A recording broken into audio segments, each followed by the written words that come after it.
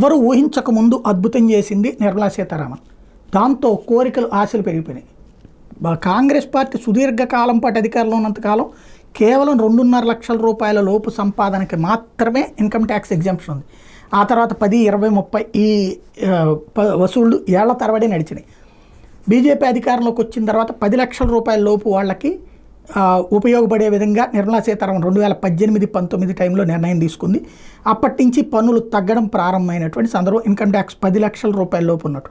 అయితే ఆదాయ వనరులు జీతాలు ఏడాదికి ఏడాది పెరుగుతుంటాయి. దానికి తగ్గట్టుగా ఎగ్జామ్షన్ కోరుకునేవాళ్ళు. ఆ రోజుల్లో 10 లక్షల రూపాయల జీతం ఉన్నోళ్ళు వాళ్ళు 15 లక్షలు అయ్యారు. అప్పుడు 10 లక్షల రూపాయల జీతం మీదన ఈ తగ్గినందువల్ల దాదాపుగా ₹1,00,000 ట్యాక్స్ తగ్గింది అనుకుంటే, ఇప్పుడు 15 లక్షల జీతం వచ్చిందనుకుంటే ఇక్కడ ₹1,50,000 ట్యాక్స్ పోతుంది. ఇంకా మిగిలినటువంటిది ఏం కనబట్టలేదు. దాంతో ఇప్పుడు 15 లక్షల రూపాయలకి ఎగ్జామ్షన్ పెంచండో అని చెప్పేసి పెద్ద ఎత్తున ప్రెషర్ చేస్తున్నారు.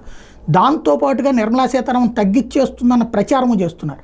ఆవిడైతే ఈ 4-5 టర్మ్స్ నుంచి కూడా చేయట్లేదు. అట్లాగా మరి చేస్తుందా చూడాల్సి ఉంది.